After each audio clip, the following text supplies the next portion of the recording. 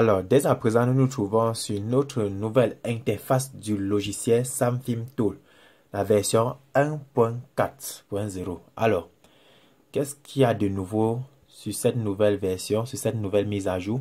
Comme vous pouvez le constater, il y a déjà ces menus ou bien ces options qui apparaissent là, alors que sur la version 1.3, il n'y en avait pas. Donc, nous avons la possibilité d'y accéder à ces options. Et aussi, vous allez voir aussi que dans la barre des onglets ici, il y a eu quelques ajouts. Bon, si on part sur PC Info qui se trouve là, si on clique là, ça va nous afficher les informations sur notre ordinateur. Ce qui veut dire si je clique sur PC Info, regardez, ça affiche une nouvelle fenêtre comme ceci. Dans cette fenêtre, ça affiche les informations sur mon ordinateur. Pour ceux qui font dans la maintenance informatique, ça vous serait très utile parce que vous pouvez utiliser ces informations pour pouvoir identifier le matériel informatique sur lequel vous travaillez. Comme par exemple, à partir de ces informations, donc j'ai la possibilité de connaître quel est le type de système d'exploitation qui est installé dans cet ordinateur, ainsi que son architecture, c'est 64 bits. J'ai la possibilité de connaître son type de processeur, donc son fabricant qui est AMD, de série A8, avec sa fréquence. Donc ici, nous avons le modèle là. Et nous avons également plusieurs informations, notamment le fabricant de la carte mère, le modèle du BIOS, ici là, ainsi que nous avons aussi des informations sur le type de disque dur qu'utilise notre ordinateur, à savoir un disque dur de type IDE, comme vous pouvez le constater ici, de type de mémoire, bref, de mémoire 500 Go. Vous avez ici le modèle de votre disque dur. Et tout ici en bas, nous avons les informations concernant les barrettes de mémoire dans la RAM de notre ordinateur. Nous voyons que notre machine, dans ma machine physique, contient deux barrettes de mémoire. Donc il y a deux barrettes de RAM qui se trouvent dans l'ordinateur. Voici leur fréquence et voici leur capacité 4 Go parce que ma machine utilisait 8 Go de RAM. Tout ici en bas, nous avons les informations réseau, notamment l'adresse MAC, c'est-à-dire l'adresse physique de ma machine, ainsi que l'adresse IP ou l'adresse logique de ma machine. Donc, vous voyez déjà qu'à partir de cet onglet, nous avons les informations concernant notre machine. Si on clique sur Device Manager, on a les informations concernant le gestionnaire des périphéries de notre ordinateur.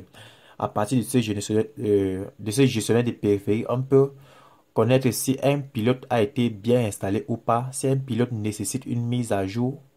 Donc, c'est à nous de voir. Donc, actuellement, j'ai tout installé, mes pilotes. Tous mes pilotes sont à jour. Donc, si vous avez un pilote qui n'est pas à jour et que vous voulez mettre à jour, il suffit juste de pouvoir dérouler ce petit triangle-là. Bon, cette petite flèche. Vous venez sur le pilote en question, vous faites un clic droit, vous cliquez sur mettre à jour le pilote. Mais rassurez-vous que votre machine est connectée. En effet, pour utiliser correctement le logiciel SamFilm Tool, il faut que votre machine soit connectée à Internet. Également, le téléphone que vous voulez débloquer, que vous voulez effectuer un bypass de compte Google, soit également connecté à Internet. Ok, là je vais fermer. Maintenant, dans l'onglet About, ça affiche les informations sur le développeur. Donc, c'est à vous de suivre le développeur via sa chaîne YouTube ou bien d'éviter son site internet. Dans Donate, ici, c'est pour offrir un don au développeur. Si vous avez quelques centimes à lui donner pour lui motiver. Bon, vous voyez que jusqu'ici aussi, les onglets ont aussi beaucoup changé. Dans ici, vous voyez l'onglet, par exemple, nous nous trouvons dans l'onglet Download qui permet de télécharger les fichiers. Dans Download, nous nous trouvons dans Samsung pour télécharger les fichiers Samsung. En effet, dans la vidéo précédente, j'ai déjà tout expliqué comment fonctionne le téléchargement des fichiers. À vous de sélectionner le modèle de votre Samsung ici et de choisir la région géographique. Si vous voulez que ça soit un firmware coréen, un firmware américain, un firmware de l'Afrique du Sud, vous prenez et vous faites un check update pour que ça vérifie dans les bases de données des firmware Samsung en ligne. Si le firmware est disponible, il te donne la possibilité de télécharger directement. Bon, si cette opération, ça prend souvent du temps. Là, il m'affiche un message, c'est toujours en anglais. Vous voyez pourquoi je vous conseille d'apprendre un peu l'anglais. Il faut essayer d'apprendre un peu l'anglais sur Internet. Bref, l'anglais. Je parle notamment de l'anglais technique. Il ne faut pas chercher à connaître, parler l'anglais courant. Après l'anglais technique, donc vous apprenez les petits thèmes techniques comme par exemple firmware, flash, ROM. Bref, les petits mots techniques là. Pour ceux qui veulent apprendre, il y a des applications sur Play Store qui vont vous faciliter la tâche. Donc ici, ils disent qu'ils n'ont pas pu trouver mon firmware, mais ils me proposent des liens que je peux télécharger. Là, ils me proposent d'aller télécharger sur SamFW ainsi que ici là. Donc, sûrement là-bas, on peut trouver des firmware gratuits là. Donc, à vous de faire, vous pouvez également faire la même procédure pour télécharger vos firmware des iPhones. Vous sélectionnez le modèle de votre iPhone, ainsi que pour l'iPad et iPod. Vous voyez. Maintenant, dans la software, c'est pour télécharger les logiciels. Si vous voulez télécharger le logiciel de déblocage, voici les mises à jour maintenant qui sont très très importantes. Vous allez constater que dans la version 1.4, on a ajouté plusieurs logiciels de flash. Regardez, quand je pars dans Flash Tool, on propose différents logiciels de flash en fonction des types de processeurs. Si je veux flasher un téléphone Samsung, un téléphone Apple, par exemple les iPhones ou bien les iPads ou bien les iPods, si je me rends dans Apple ici, je déroule là, ici j'ai iTunes. Donc vous avez la possibilité de télécharger iTunes en deux versions. Il y a la version 32 bits et la version 64 bits. Et également, il y a la possibilité d'utiliser plutôt Tools pour flasher votre iPhone ou iPad ou bien votre produit Apple. Maintenant, pour les Samsung, il va nous proposer quoi? Il va nous proposer Odin 3. Vous téléchargez la dernière version de Odin. Donc, il faut regarder la version récente, vous téléchargez.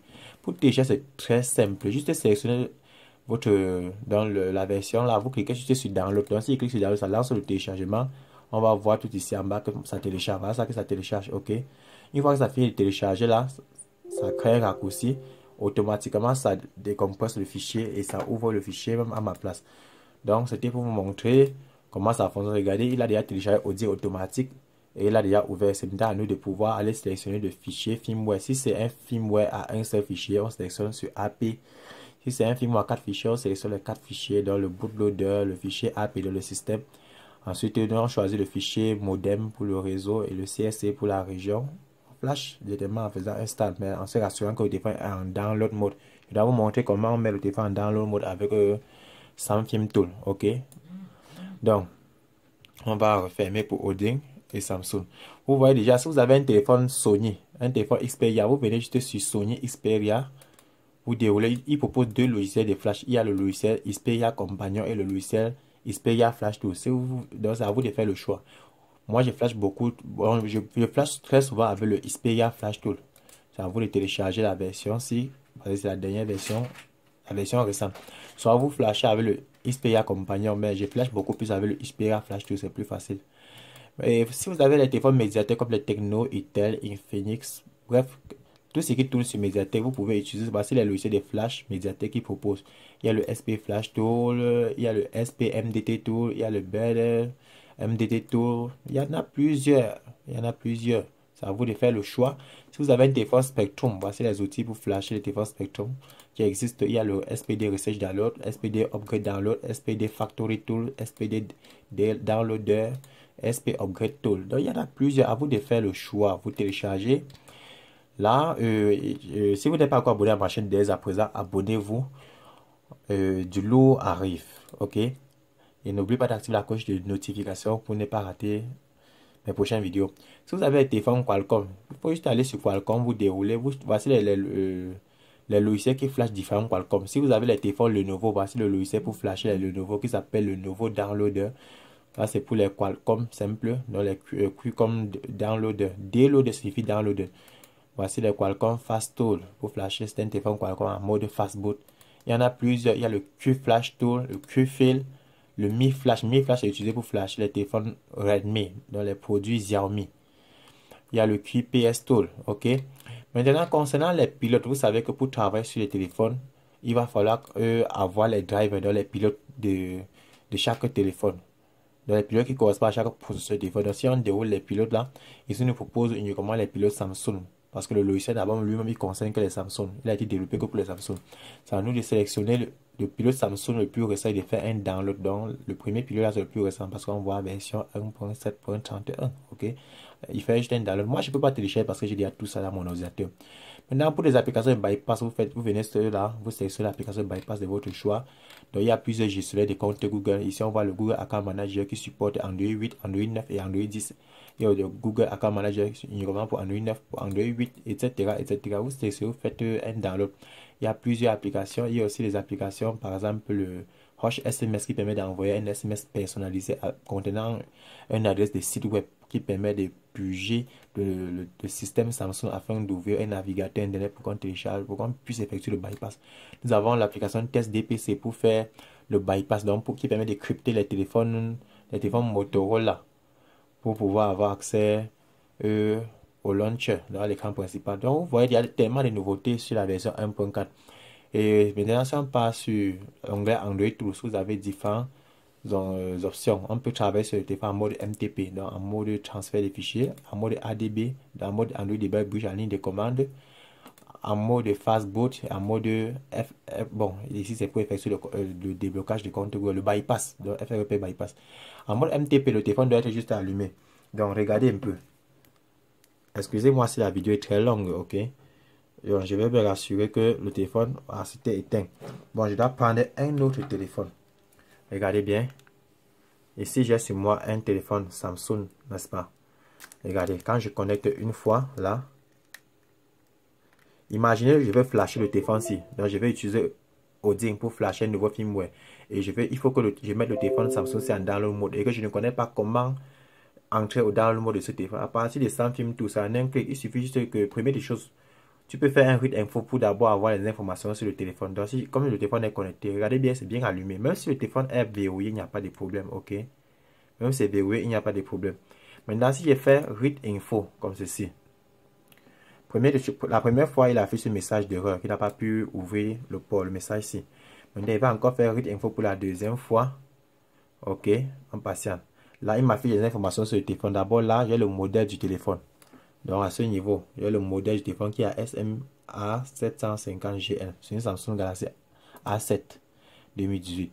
Voici dans les 4 fichiers firmware que normalement, il me recommande. Et mon téléphone, c'est utiliser le binaire U6. Donc, le binaire de ce téléphone, c'est U6.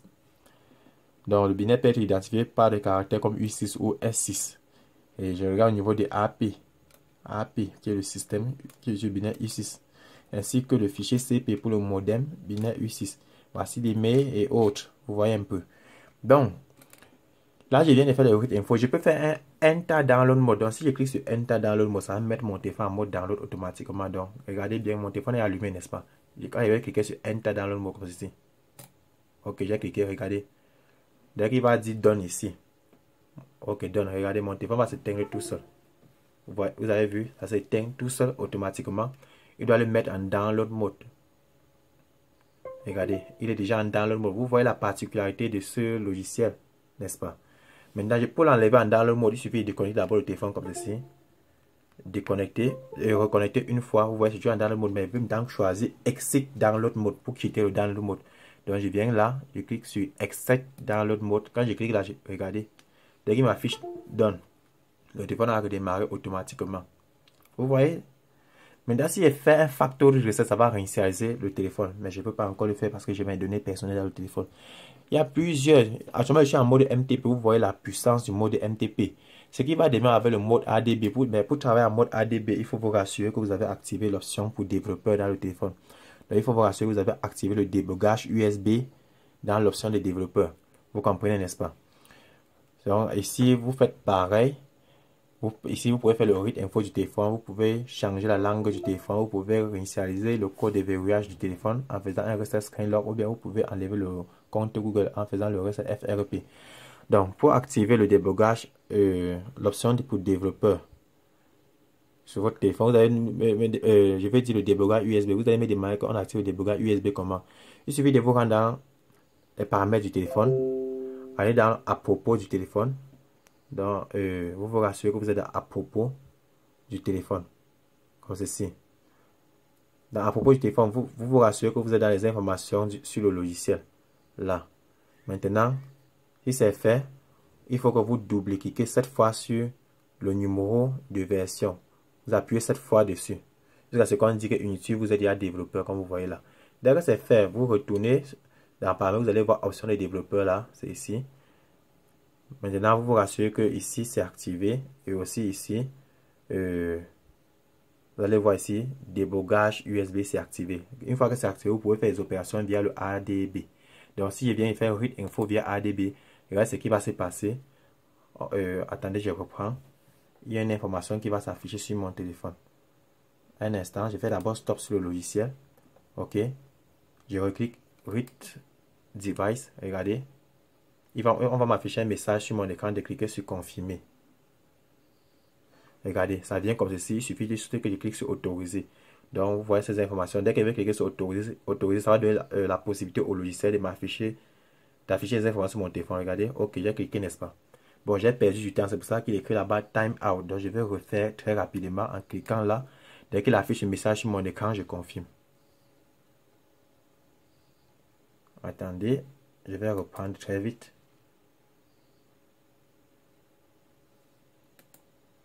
Ok, j'ai repris très vite. Très vite. Voilà qui m'affiche les informations approfondies sur mon téléphone. Vous voyez? Il affiche des informations très approfondies sur mon téléphone, à savoir la version d'Android de mon téléphone. Bref, tout ce qui concerne, ainsi que son type de processeur. Ça utilise un processeur Exynos. Voilà ça. Donc, il y a tellement d'informations. Donc, on peut faire autant d'opérations. Maintenant, pour le fastboot mode, il faut se rassurer que le téléphone est en fastboot mode. Pour mettre le téléphone en fastboot mode, il faut accéder dans le recovery mode et faire le reboot sur bootloader pour que ça le démarre en fastboot. Bon, je ne peux pas faire ici parce que la vidéo serait très longue. Maintenant, dans Bypass FRP, c'est pour télécharger vos applications de bypass, de compte Google.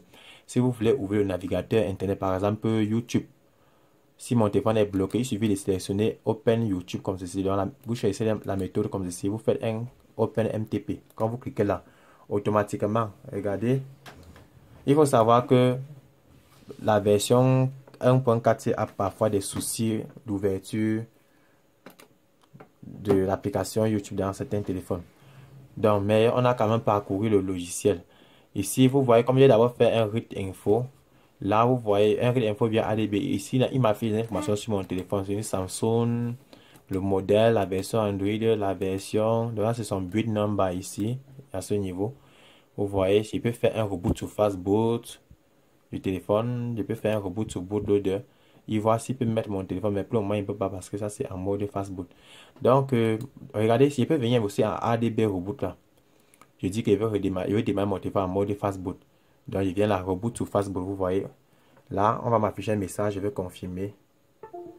Bon, vu que j'avais déjà confirmé, du coup, mon téléphone redémarre en fastboot mode. Donc, actuellement, là, il est en mode Odin. En mode Odin, là, on dit toujours que c'est en mode fastboot.